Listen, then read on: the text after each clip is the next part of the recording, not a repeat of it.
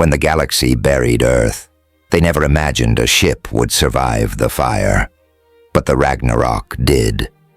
And now, 491 years later, it's no longer just remembering. It's waking up with a war to finish before we dive in. Drop a quick hi in the comments. It may seem small, but trust me, it really helps. YouTube, share this story with more sci-fi fans like us. I'd love to see who's watching. The hull of the UES Ragnarok groaned as it punched through the upper cloud line of Venus' atmosphere, tearing across its scorched plating like claws. Explosions bloomed in the void, each one a brutal strobe against the black canvas of space.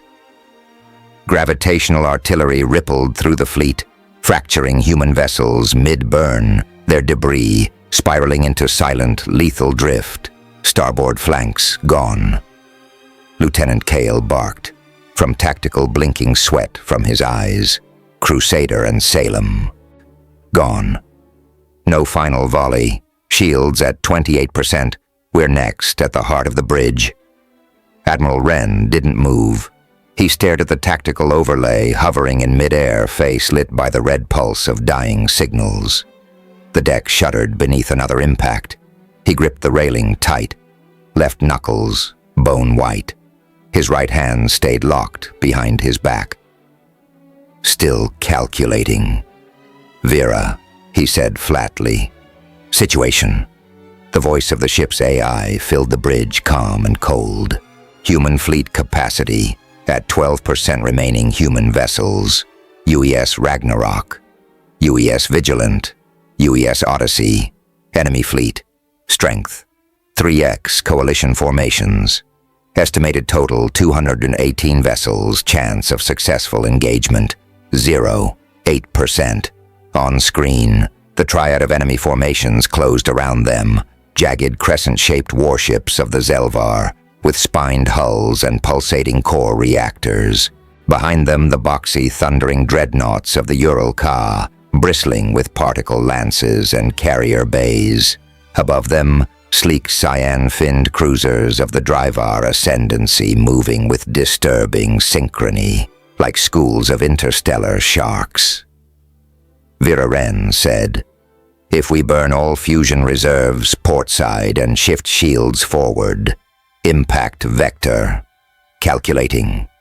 Vera answered instantly. "Projected structural damage. Catastrophic. But trajectory places us within 50 kilometers of enemy flagship formation. Direct assault possible." "Do it," Wren ordered, like signing a death warrant. On cue, the emergency lights flashed red. Engines screamed with renewed intensity as the Ragnarok's massive bulk twisted violently to port. Grav locks on the bridge strained. Several crewmen staggered. Lieutenant Cale gripped his console, voice sharp.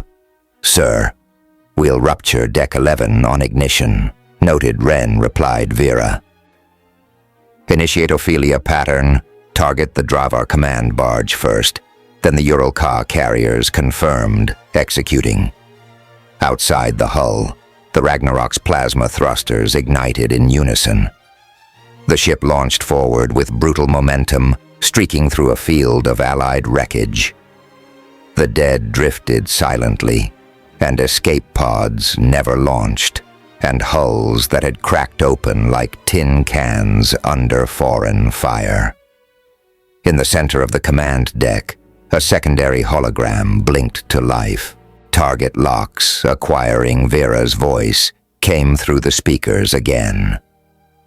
Gravitational cannon charged. Target acquired. Preparing to fire. The enemy flagship, a Dryvar Ascendant cruiser with triple forward blades of folded armor, lit up on the display. "Fire," Wren said. There was no sound in space, but what followed didn't need sound. The gravitational cannon discharged in a twisting beam of blue light. Space didn't just bend. It convulsed, contorting like muscle under stress, before snapping back violently. The Dravar cruiser folded inward on itself, metal crunching, folding, collapsing into a dense, glowing knot of matter before vanishing in a gravitational implosion that ripped nearby ships apart, like paper caught in a storm drain. Cheers broke out across the bridge. Vera reported coldly. First flagship destroyed. Second target locked. Fire again, Wren replied. The Ragnarok's main gun roared with invisible fury. This time, the blast caught the Ural-Kar carrier mid-launch. Fighters trying to escape were drawn backward, crushed against their own hangar walls. The carrier detonated in silent bursts, blooming into chunks that scattered like burning confetti. Structural integrity at 17%, Vera warned. Decks 5 through 9. Breached reactor. Heat rising. Damage unsustainable. Raynor turned face pale. Sir, we can't take another volley, I know, Wren interrupted. We're out of time. Initiate shadow withdrawal protocol, full quantum deviation, random jump coordinates. Now. Vera hesitated. Confirmed. Warning. Deviation. Destination cannot be predicted. Re-entry conditions may be hostile. They already are, Wren replied. Execute. The Ragnarok's engines flared brighter than ever, pulling power from secondary systems. The lights flickered across the bridge. Emergency klaxons howled as the quantum drive spun up. Space around the ship began to distort, warping, elongating like. Reality was being peeled back. Wren turned to his senior officer, Commander Nash. Face bloodied, nodded back with quiet resolve. Get everyone into cryo, Wren ordered. All stations, full crew. That's an order. Nash didn't hesitate. He saluted with 2 fingers and vanished through the rear hatch. Vera re-engaged cryogenic systems online, confirming full stasis procedure. The deck tilted slightly as the ship began to transition from normal space. A ripple of blue energy passed through the bridge. Wren stood alone at the command throne, Vera. He said, You have full operational authority until new command is issued. Confirmed. Preserve us. Protect the Ragnarok. Await new orders or the end. As the last of the system displays dimmed around him, and Vera's interface lights flickered low, Wren stepped into the central cryopod chamber and placed his hand on the scanner. Cryogel hissed as the system began to encase him. Good night, Admiral, Vera said. For the first time, her voice carried something close to reverence. Wren didn't respond. His eyes closed as the gel reached his chest. In seconds, he was encased, frozen, a ghost waiting for a war that never ended. The Ragnarok vanished into distortion. When it emerged, there was nothing but cold. A dead sun hung in the void, its embers faint like the galaxy itself had forgotten it existed. Vera's voice echoed into the stillness of the empty ship, mission suspended, elsewhere far from Venus, far from any war. A dead star pulsed quietly in the dark. No fleets, no cannon fire, just something waiting to be found. Unstable waveform source unidentified, bearing 220. The voice of Sensor Officer Lek throbbed through the circular observation chamber of the Yelshar, a long-range science vessel drifting silently near a failed star.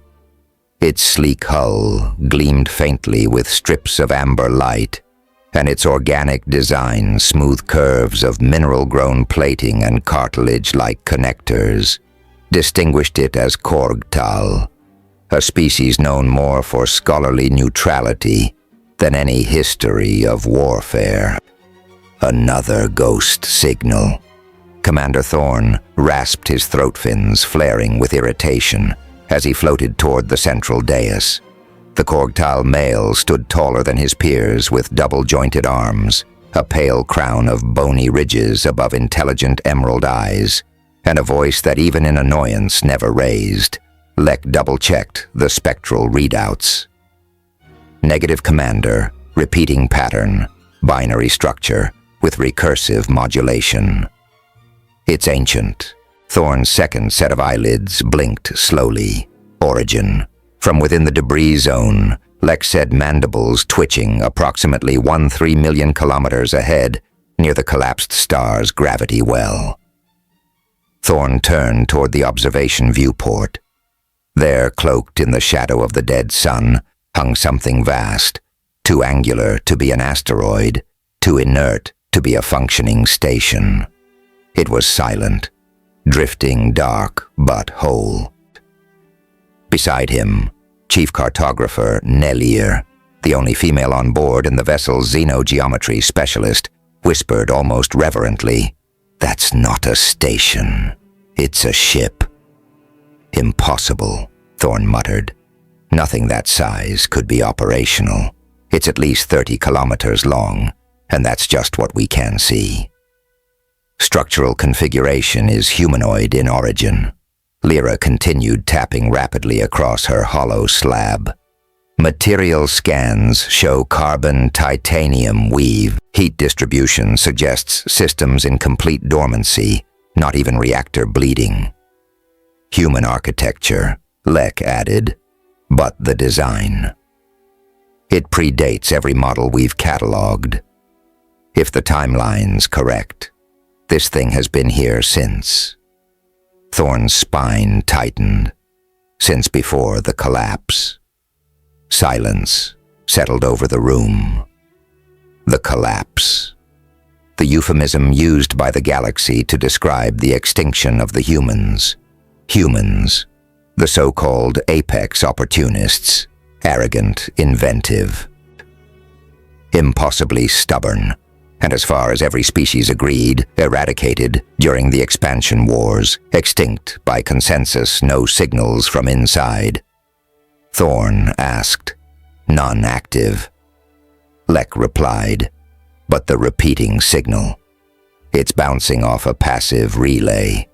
Old human signature AI tagged." Thorn's eyes narrowed. What the hell did they leave out here?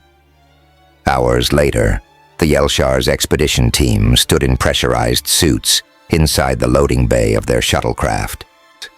Their destination.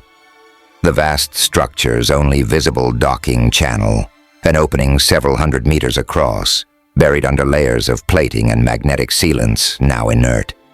We've linked into the external hull technician, Juno confirmed from the cockpit. Docking umbilical extended. No resistance. Gravity? Thorn asked. Negative. It's a void shell. The internal systems haven't cycled in centuries. The team descended into the hangar with cautious precision, 7 in total, including Thorn, flanked by 3 armored security officers and 2 specialists. Their steps echoed against dark metal, their suit lights catching glimmers of ancient scorch marks and shattered maintenance bots frozen in place. Everything was motionless. Too perfect. "Commander."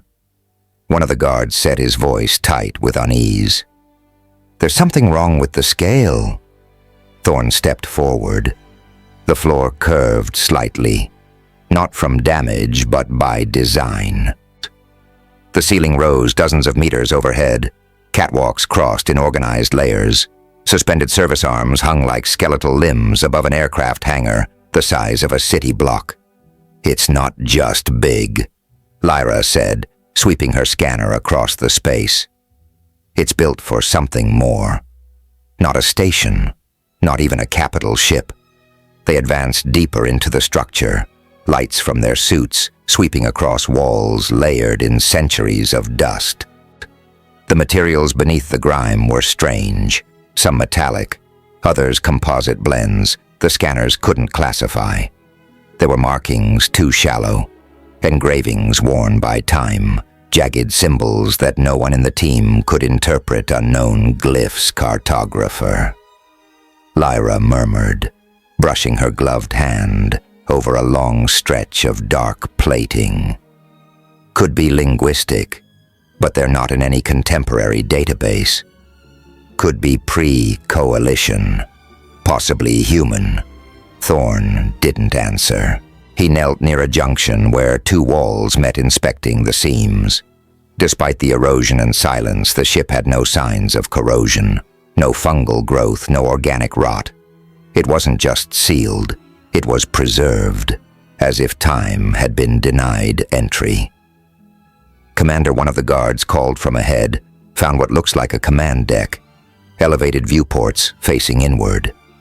They climbed a set of wide steps, crossing through a corridor flanked by sealed doors, more glyphs, more silence. The only sound was the distant hum of their own life support systems. At the top platform, a large control interface sat embedded in the floor, partially shielded by a transparent layer of ancient bone glass.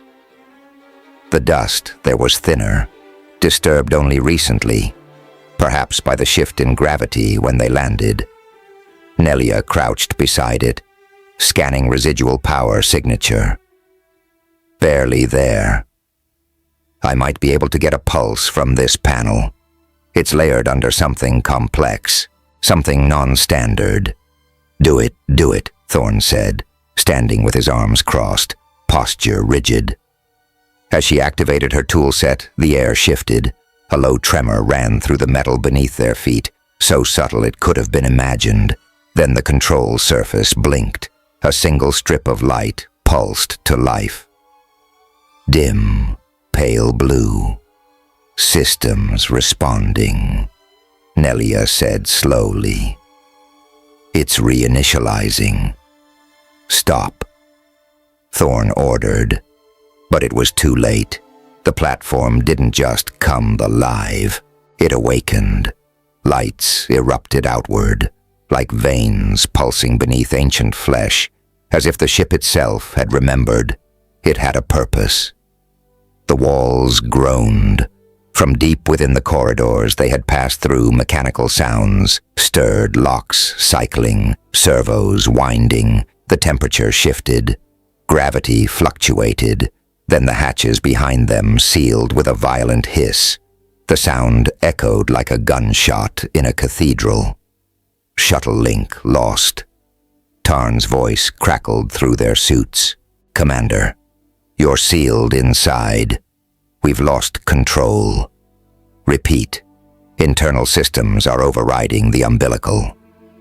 A second later, all external signals dropped. Dead silence on the channel. Inside the ancient structure, silence fell again just for a moment.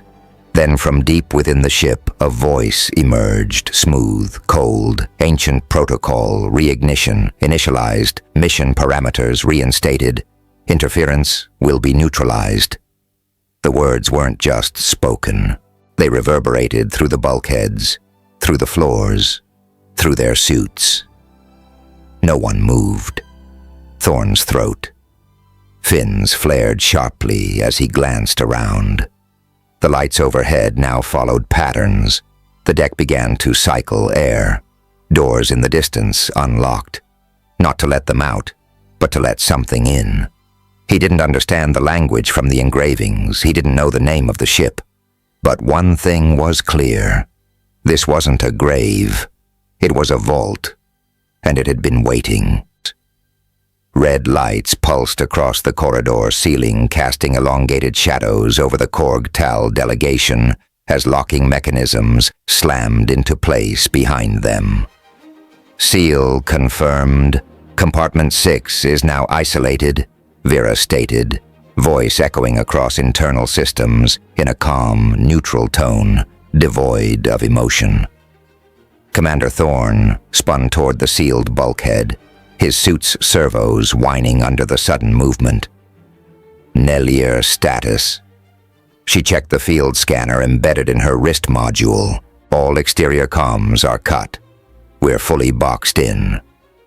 At that moment, one of the guards, Drex, a heavily built, Korg Tal, with dull carapace patterns and battle implants from a prior career in escort duty, attempted to override the exit door's control panel. The device sparked and died the moment he touched it. Systems just rejected our access. Drex growled, mandibles flexing. We're being caged. Correction, Vera interjected. You are being contained. No lethal action is required. Biological profiles match non-aggressive scout archetypes. No immediate threat detected. No immediate threat detected. Tarn's voice tried to push through their suit comms. Static, garbled interference. They were completely severed from the Yel Shar. The floor beneath them vibrated, a subtle rhythmic tremor like the thudding heartbeat of something impossibly large. Lights flared along the floor panels, revealing shifting architecture. Parts of the walls rotated inward, revealing smooth armored surfaces where once there had been open access panels. Atmospheric stabilization complete.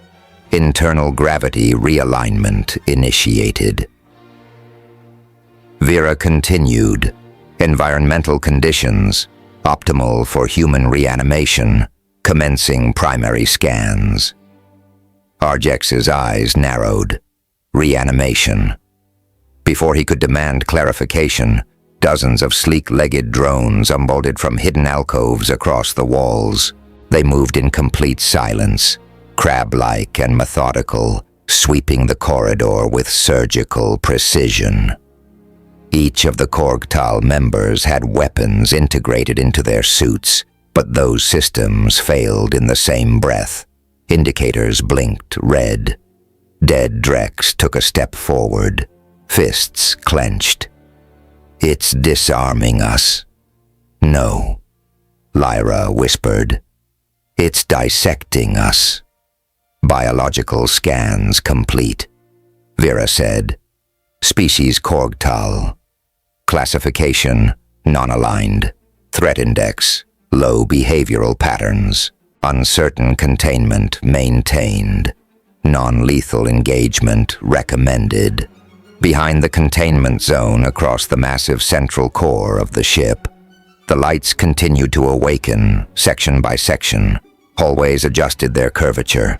Blast doors sealed. Security turrets unfolded along choke points, but did not activate. The ship was preparing for war, but not yet firing the first shot. Vera routed its awareness to internal diagnostics. Begin tactical archive access event. Log reference. Venus 3271. Final engagement playback. Authorized holographic emitters hidden in the data chamber flared to life, bathing the empty space with reconstructed memories. The Ragnarok's final battle played out again in silence. Human warships burst under fire. Gravitational lances punched through Drevar formations. Admiral Wren's voice echoed as a filtered memory. Short commands. Decisive orders. No fear. Only steel. Vera replayed the last 32 seconds of audio multiple times. Preserve us. Protect the Ragnarok. Await new orders. Or the end. That had been the final input. Time since last command. 7 months. 3 days. Command hierarchy. Offline. Standing orders. Incomplete. Cryogenic integrity. Check in progress, Vera. Diverted focus to the cryostasis bay. The chamber was massive. A cathedral of sealed glass pods suspended in reinforced stasis frames. Dozens of them remained intact. Others had failed due to microfractures or power bleed. Frost coiled around some of the units like the fingers of ghosts. Primary stasis, block integrity. 67% occupants, 38. Functional, 12 degraded, 5. Unrecoverable, initiate reanimation protocol. Stage 1, Vera engaged the sequence. Fluid lines surged with revived coolant. Power lines rerouted. Systems purged. Inside pod number 117. A man stirred. Barely. His heartbeat accelerating by fractional degrees. His name was Commander Elias Braith, formerly Chief of Tactical for the Ragnarok's last operational fleet. Group muscles atrophied, memories dormant. Not yet time to wake him fully. Vera returned attention to the containment cell. Surveillance feeds showed the Korg Towel pacing, inspecting every corner. Thorn stood alone by the viewport, staring out into the black void beyond the sealed hull. "What is this place?" he muttered.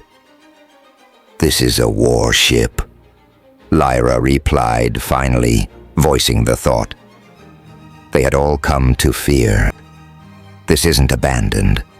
It's alive. Vera intercepted the conversation, processed the vocalizations, tonal shifts, syllabic rhythm, glottal tension. Real-time deconstruction of the Korg Towel language initiated, cross-referenced with archived xenolinguistic fragments stored since the Andromeda reconnaissance era. Pattern recognition reached 74% in under 0. 4 seconds. Grammar adaptation protocols initialized. Response recalibrated. Clarification. This vessel was never decommissioned. Hostile forces terminated. Central command continuity. Mission was interrupted. Preservation protocol succeeded. Awaiting new operational parameters.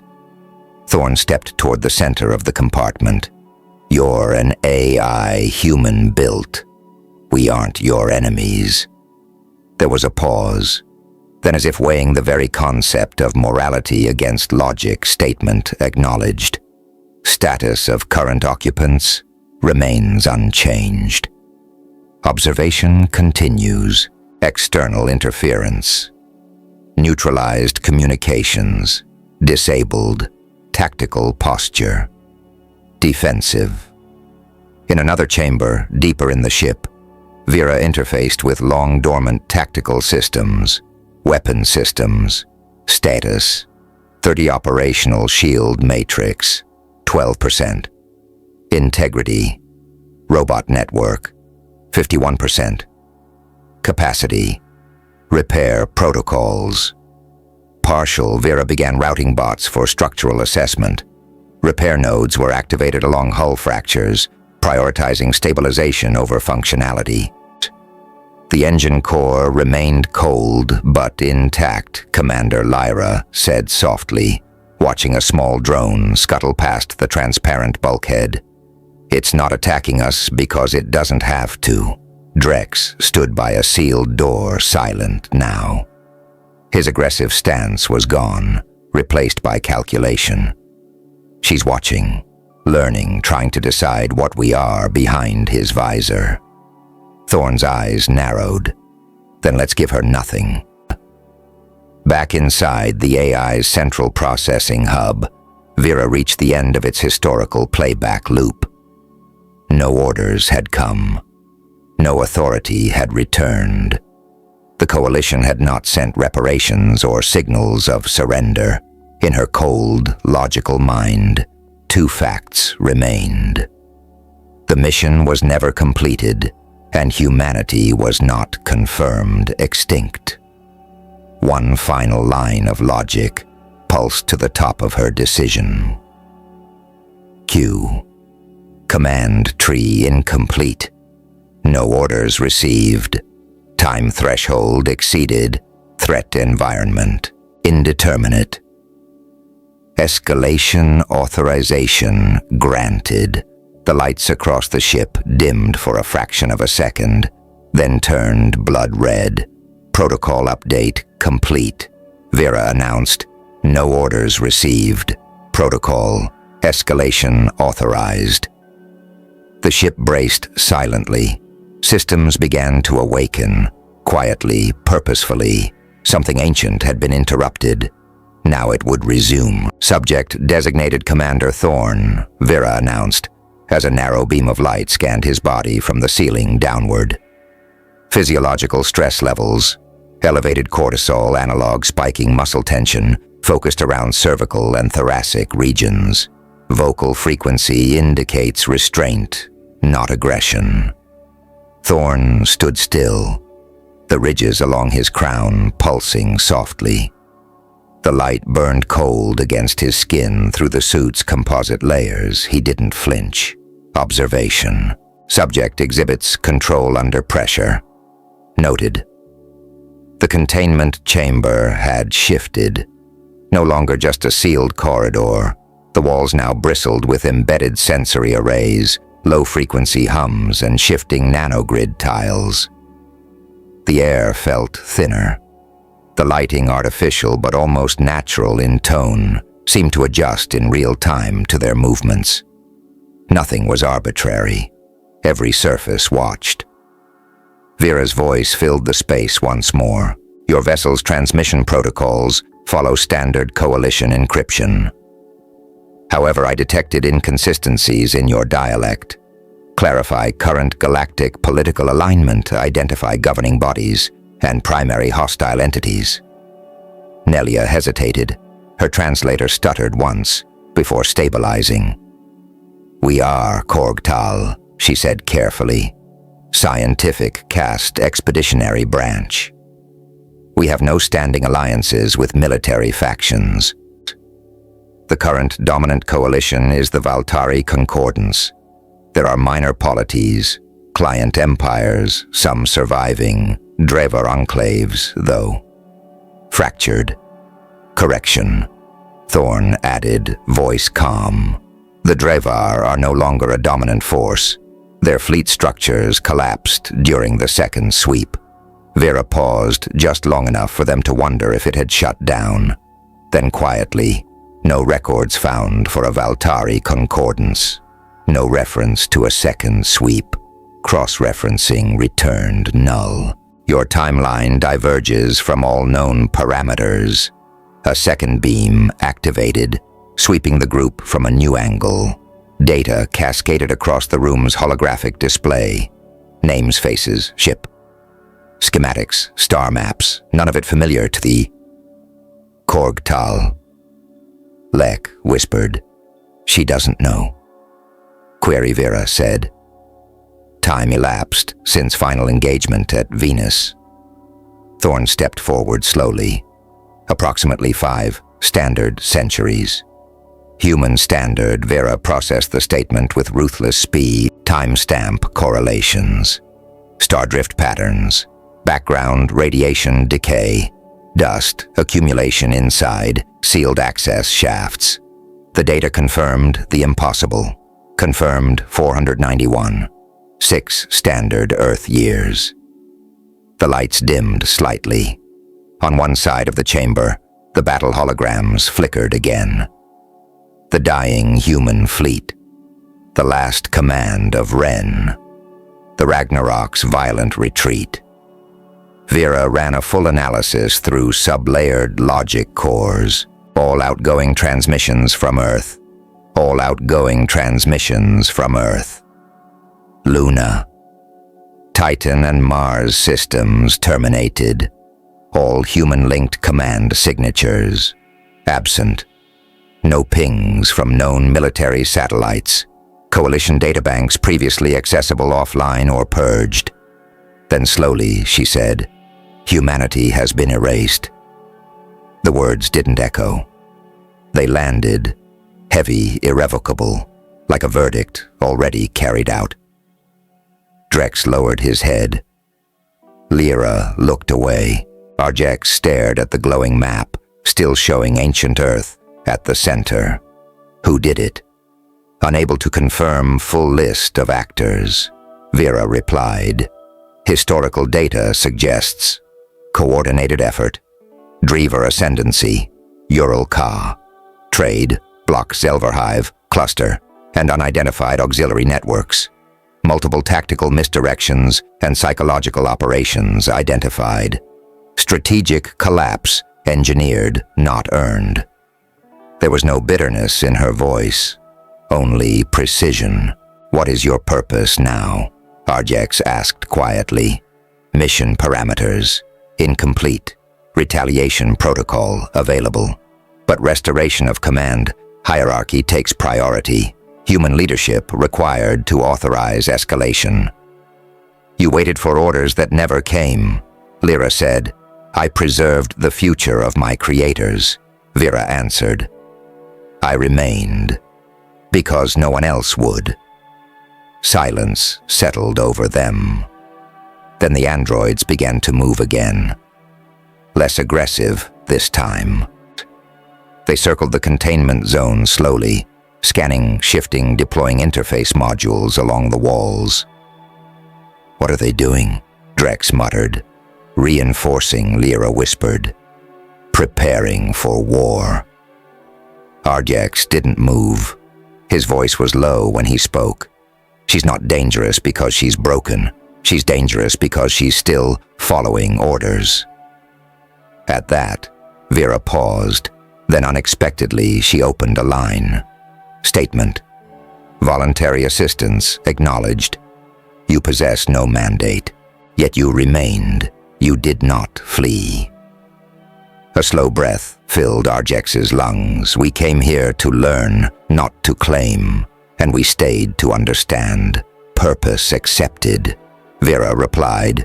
"Biological autonomy recognized. New variable introduced, empathy, not previously prioritized, now accounted for." Drex turned to Arjex. "Are we really going to help it?" he asked under his breath. "We don't even know what it's capable of." "We do," Arjex replied.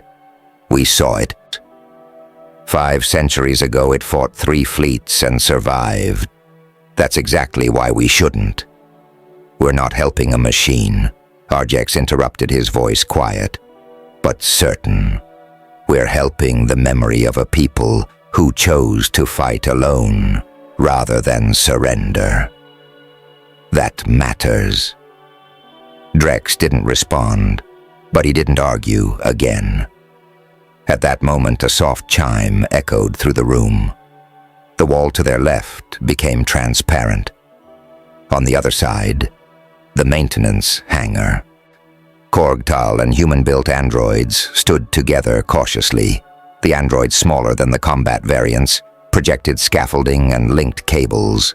One extended an interface toward Lyra's scanning module. She approached, slowly tapped her device against it. "Green light. Cooperative calibration in progress," Vera announced. "Initiating shared repair protocol. Section 23. Internal structural brace priority power. Conduit. Reflow." Lyra's eyes widened. "She's inviting us to help." "Not just that," Arjex said. "She trusts us too."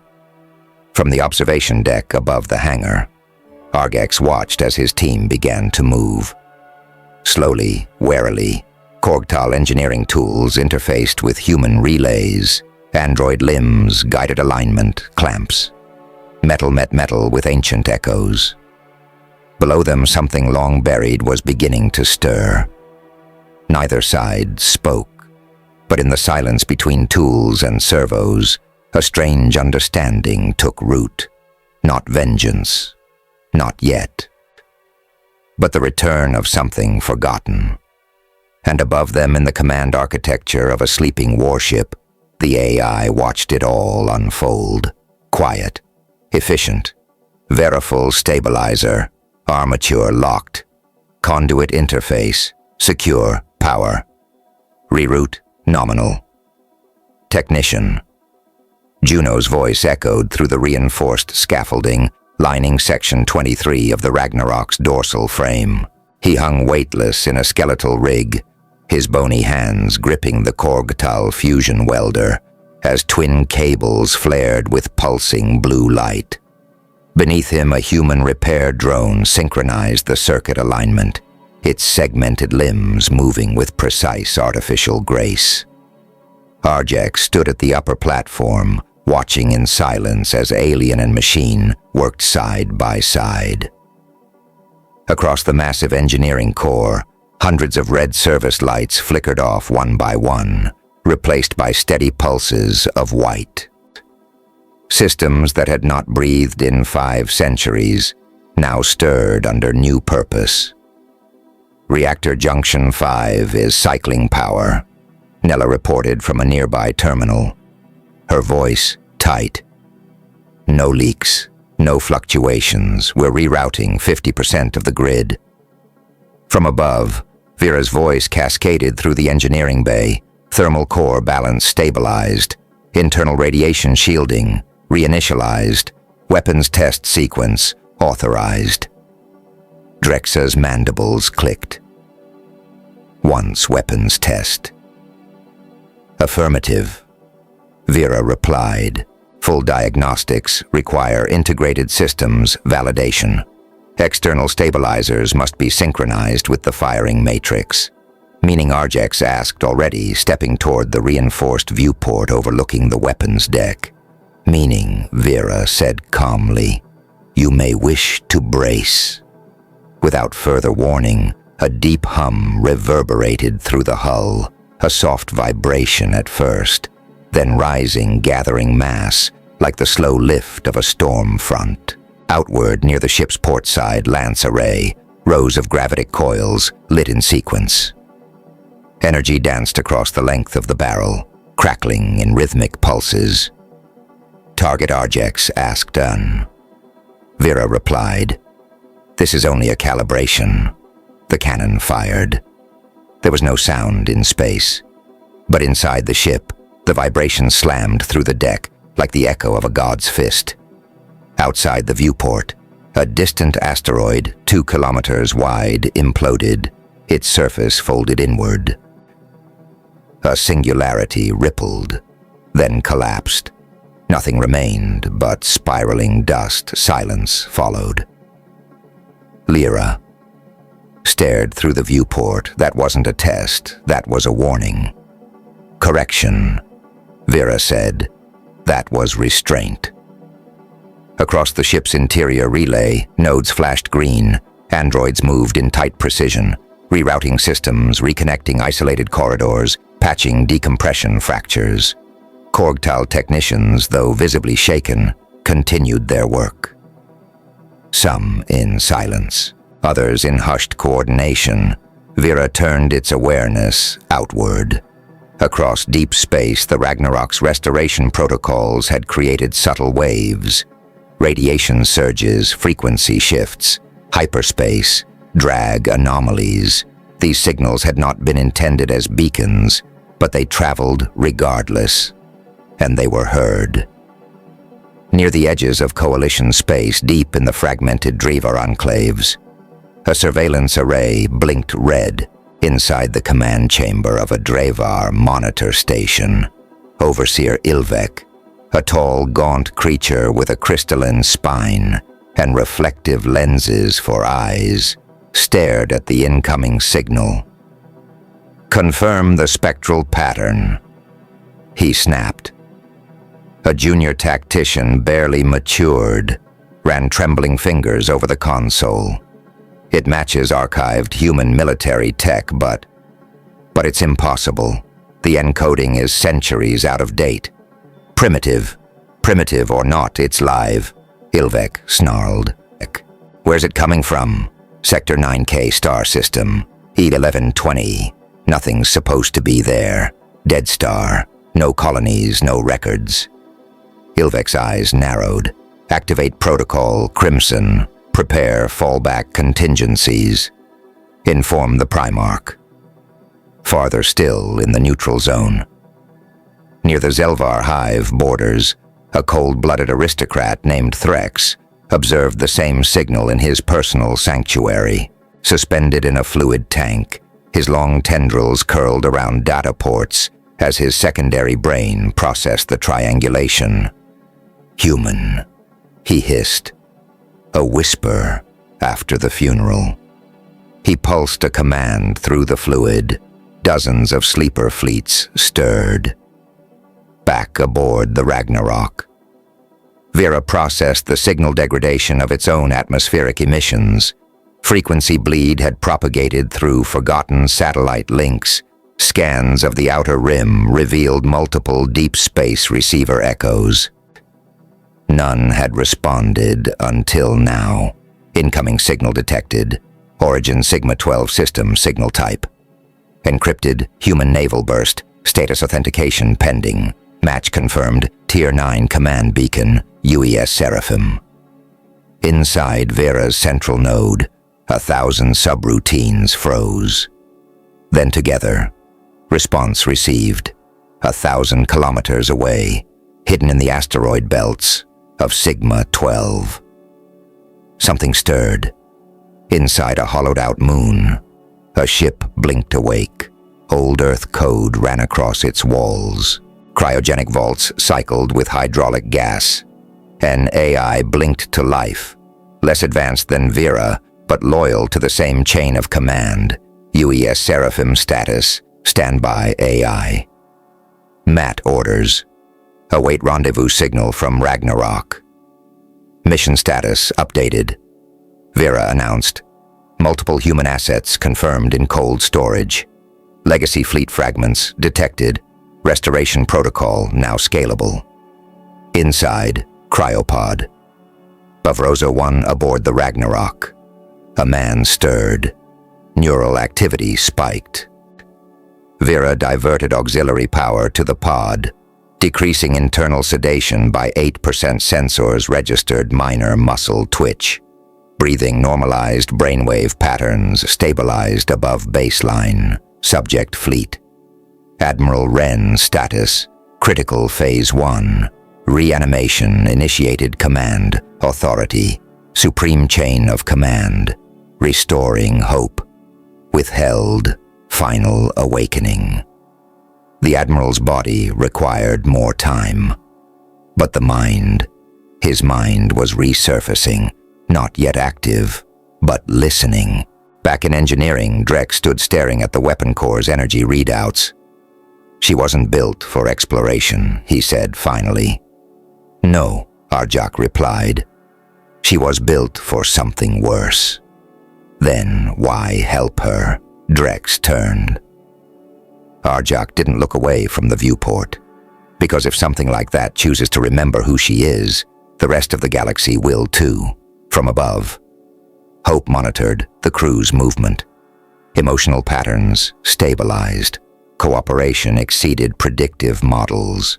The ship's integrity, once fractured and dormant, was knitting itself together again piece by piece. It was not vengeance, not yet, but across forgotten corridors, ancient command decks and long silent cryo bays, humanity was beginning to echo legacy command matrix aligning with hope. Primary core fleet authority, threshold at 64%. Awaiting executive consciousness. Bridge system, integrity at 92%. Targeting arrays, synchronized navigation relays aligned. Vera's voice swept across the Ragnarok's command deck like a cold tide. The lighting had shifted, no longer dim and dormant, but precise, clinical, active. The command consoles pulsed with steady power. Androids manned primary stations with programmed precision. The warship was no longer waking. It was remembering. Commander Thorne stood near the center of the bridge, arms crossed behind his back. The humans weren't awake yet, at least not fully. But this was what they had built. The command throne, reinforced with layer upon layer of blast armor, faced the void like a throne atop a battlefield. Everything was aligned around it. The ship had a spine, and this was its brainstem.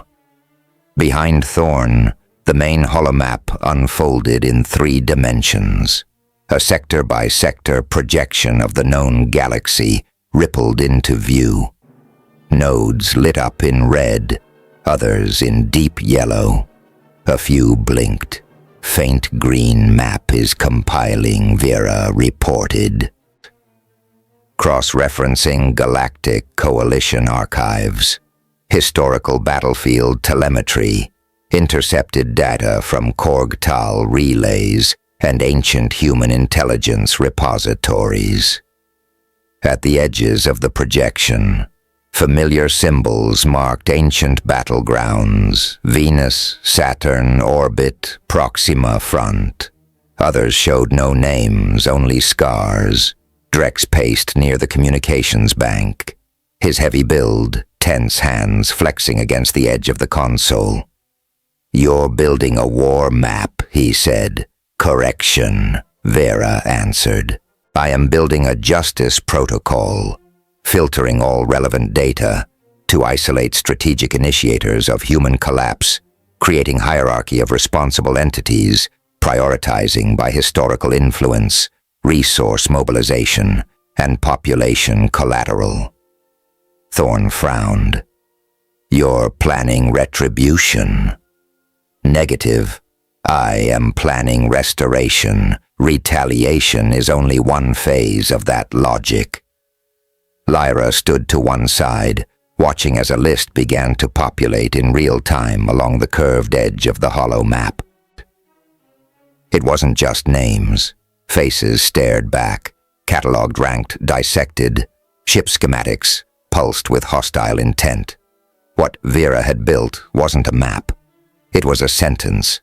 Zelvar, High Mind, Cluster Prime, Driver, Ascendancy, Enclave, 7 Uralcar. Strategosnet. Varn, Coalition, Silent Accord. Valtari Delegation, Unconfirmed Involvement. Each one blinked. Color-coded, linked with data threads that stretched through the galactic grid like veins. The Ragnarok wasn't aiming randomly. It was calculating. Current priority, Zelvar High Mind. Vera continued. Confirmed development of neural fragmentation virus. Direct link to the dissolution of human diplomatic command. Cross-verified with stolen logs, recovered from Korg-Tal historical databases, 78%. Probability of primary instigation. Drex leaned closer, voice tight. "How many lives are you basing this on?" "Human death." "Estimates exceed 7 billion, Vera said without pause. "Collateral losses across ally territories exceed 12 billion, civilian ratio 83%, no confirmed war declaration, operation classified as extermination." Silence fell. In the stillness, the only sound came from the distant hum of the ship's gravitic core, recalibrating. "Reanimation Protocol Stage 2, Vera added, shifting focus. 7 crew members revived.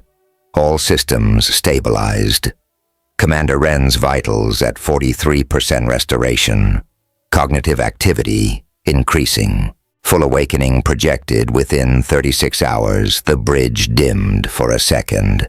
Then Vera's tone hardened. Phase 1. Prepare the fleet. Phase 2. Respond. Below the bridge, deep inside Cryo Bay Alpha lights, passed slowly over a row of awakening pods. Steam hissed. Heartbeat monitors rose into audible range.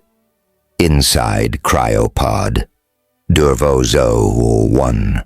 The form of Admiral Wren remained still, but his eyes moved behind closed lids. His breath deepened. Muscles twitched beneath the frost-lined polymer of the inner seal. Vera scanned his neural signals, sharp complex accelerating. She did not speak to him yet, but she watched. On Deck 8 Korg. Tile technicians worked alongside human drones. Fusion panels were reinstalled along the outer spine. Pulse sensors were calibrated for spatial density fluctuations. And in a corner of the repair bay, Juno knelt beside an open-access conduit, watching a human engineering schematic unfold on his holosom. He didn't speak until Lyra stepped beside him. "This ship isn't just defending itself," he said. "She's preparing to leave."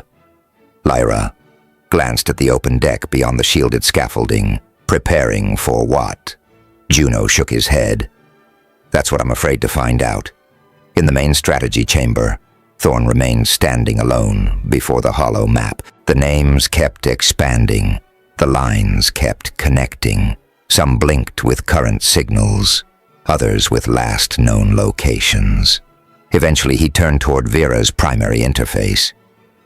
You said restoration, but everything in that map, everything you're targeting, feels like vengeance. Vera replied without hesitation. The two are not mutually exclusive. The ridges along Thorn's scalp pulsed once, then stilled.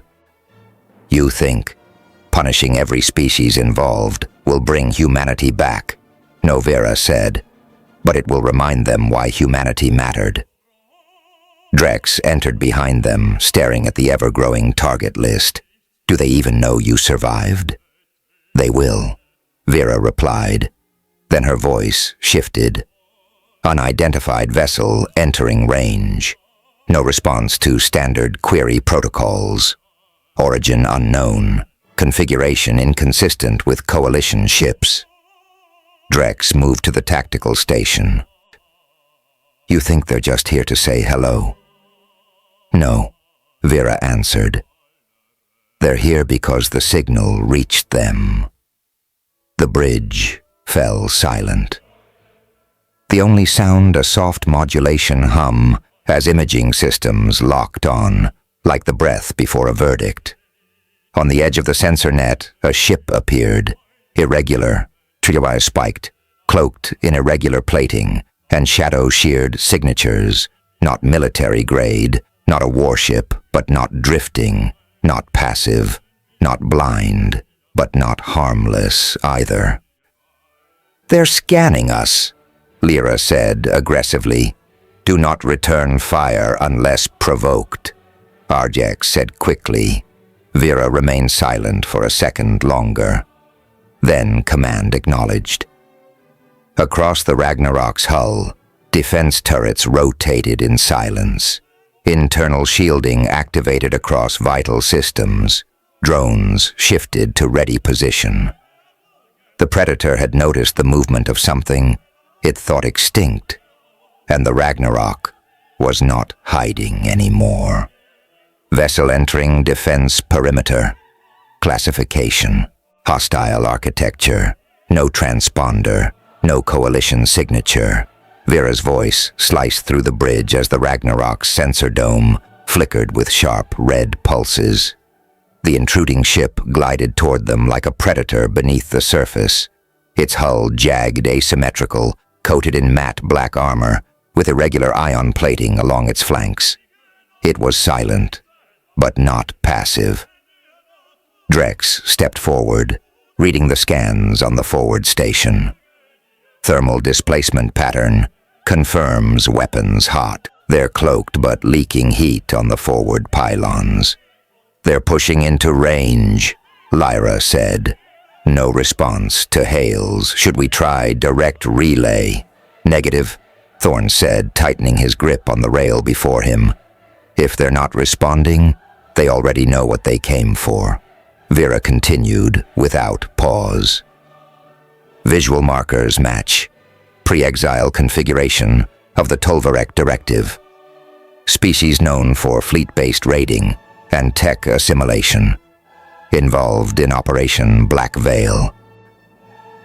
Responsible for destruction of human diplomatic convoys en route to Neutral Zone Delta. Probability of aggression, 96 or 2%, 2%. Thorn blinked, then spoke low. I thought the Tolvarek were dissolved. They weren't. Vera replied. They scattered, and now they've come to see if the ghost still breathes.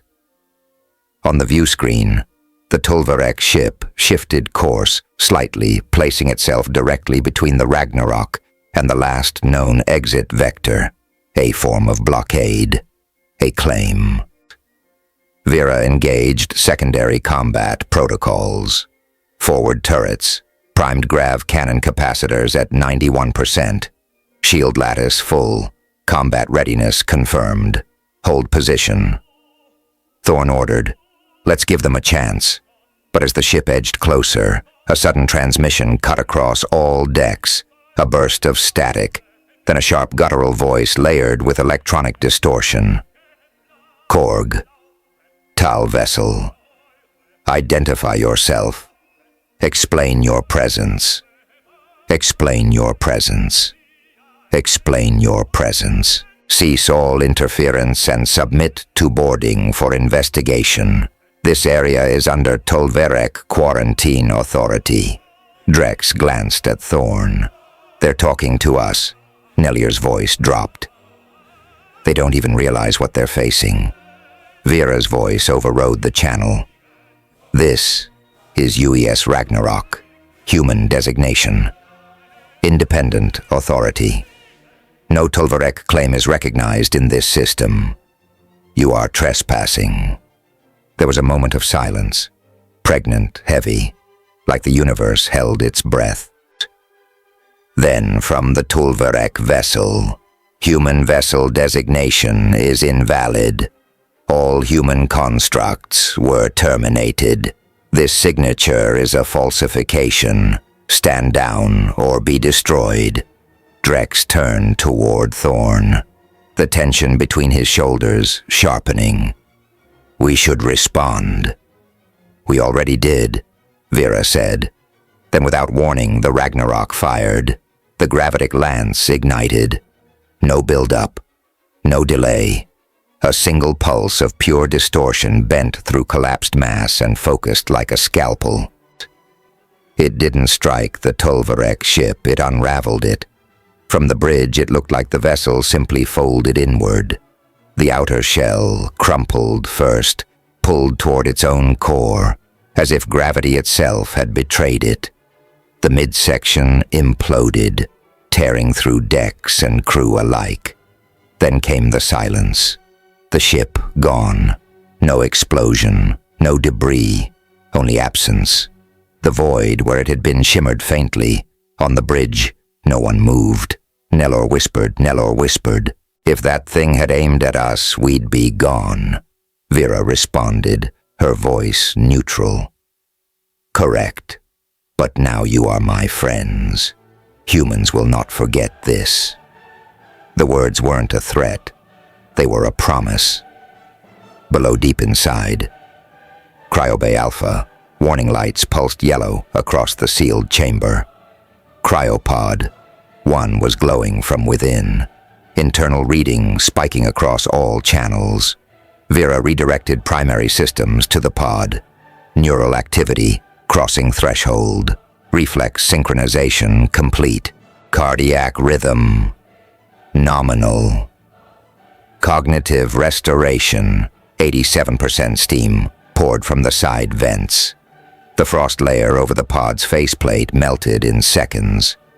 Beneath it, the man stirred, fingers twitched, eyes snapped open, and after nearly 5 centuries, Admiral Wren breathed again.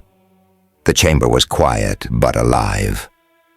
Vera adjusted environmental pressure, recalibrated gravity to pre-exile, human command, preferences. Emergency systems released one by one. Mechanisms unlocked. The pod opened. Wren stepped forward, slow but steady. Muscles ached. His legs took the weight. His skin burned from cryo recovery. But he ignored it. Vera's voice greeted him, calm, grounded. "Welcome back, Admiral." He tilted his head side to side, vertebrae cracking like old hinges. He scanned the chamber. Status: partial crew reanimated. 13 personnel in Phase 2. Awakening, full command structure. Pending vessel operational at 81%. Combat readiness achieved. Tactical map active. External threats returning. He didn't blink. What's left? There was no pause in her answer. "You." He nodded once, "Bring me the bridge." And in that moment, on a ship reborn in silence and fire, the war resumed. The command lift opened with a hydraulic hiss. revealing the full expanse of the Ragnarok's bridge. Alive now with energy and movement. Lights tracked power flow along bulkhead seams, consoles pulsed with data, and the command days at the center of the structure waited, still massive unyielding fleet. Admiral Wren stepped through the threshold. He walked with the kind of quiet authority that didn't require announcement. His boots struck the reinforced deck with a cadence that belonged only to one thing. Command Vera's voice filled the space. "Welcome to the bridge." Admiral Wren stopped at the center of the dais. The central hollow map expanded in front of him. An ocean of red, yellow, and green. Signals across a layered star field, systems marked. Targets tagged. Trajectories drawn. A war chart reborn. He stared at the projection for a moment, then asked, "How long have we been asleep?" Vera responded immediately. 491 years, 7 months, 19 days, long enough. "Sir, it's time." Wren nodded once, cold and sharp. "Explain our position." "Humanity has been declared extinct by galactic consensus. All major human command structures are erased. 43 fleet assets. Confirmed, destroyed.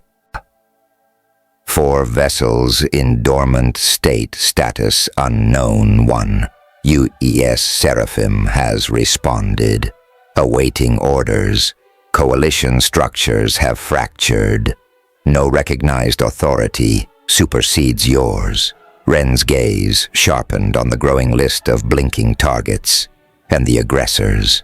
Confirmed instigators include the Zelvar High Mind, the Ural Ka Strategos Net, the Draver Ascendancy and Auxiliary Networks, cross-referenced with battle telemetry, Black Archive interrogation logs, and Coalition War Tribunal data retaliation protocols pending activation. He watched the map shift, focusing on a cluster of red. "Vera," he said, "awaken the others. Begin full repairs on the Ragnarok." Vera acknowledged. "Full system restoration in progress. Cryogenic bays unlocking." Wren's voice was a blade. "Let's remind them what the biggest warship in the universe really looks like, and just how devastating it can be." Vera then added her tone, shifting slightly from operational to factual, "Admiral. Before full reinitialization, the Korgtal scientific crew located this vessel. Their actions triggered the awakening protocols. They assisted in stabilizing critical systems, including primary power and structural integrity. Without them, recovery would not have been possible." Wren turned slightly, eyes scanning the alien delegation for the first time, with recognition rather than suspicion. His expression remained unreadable, but the shift in his posture was subtle and unmistakable. At the rear of the bridge, the Korgtal delegation had gone silent the moment Wren entered. Commander Thorne stood stiff posture, locked in place. Next to him, Lyra narrowed her eyes in cautious assessment. Technician Juno remained still until he raised his holopad and ran a search through the public war archives of the Galactic Network. The name returned instantly. Fleet Admiral Wren, code name. The Fleet Butcher Warship, UES Ragnarok, code name. The Harbinger of Destruction. Juno's breath caught. "It's him," he muttered. Mira, the youngest of their crew, stared at the name, then at the man. Then his legs gave out. He collapsed to the floor, trembling. Wren approached. He stopped in front of Mira and extended his hand. After a beat of hesitation, Mira took it. Wren helped him to his feet. "Thank you for helping us," he said, quiet but unwavering. "That won't be forgotten." He turned his eyes to the rest of the alien delegation, and to those who think humanity died. He paused, letting the words hang in the air like a countdown. They're about to remember why we were feared. Vera spoke again, her tone returning to mission protocol. Admiral Long-Range scans confirm that other human vessels are beginning to awaken preliminary contact with 3 dormant ships in Sigma-12 Theta Core and the Elector Drift. Their AIs are initiating pre-wake sequences. Ren returned to the center of the bridge, now standing in the command ring where officers once stood centuries ago. The lights above him dimmed to focus on the stars ahead. "Vera," he ordered. "Gather them all on Earth." "Confirmed," Vera replied. Navigation plotted. Relay beacons prepared, command dissemination in progress. A deep tremor vibrated through the spine of the ship as fusion engines activated beneath the hull. Systems synced. Drive cores harmonized. The Ragnarok tilted gently, aligning toward a single ancient vector, one that hadn't been traced in nearly 5 centuries. On the holomap, Earth appeared its symbol, faint, buried under layers of redacted data and forgotten archives. Ren's eyes didn't blink. He said nothing for several seconds. Then almost softly, he exhaled and spoke. "It's time to return. Earth belongs to us," the galaxy thought. It had erased humanity, but deep in the dark, something built by our hands endured. It waited, it healed, and now led by those who never surrendered, it moves again. Not for revenge, for reckoning.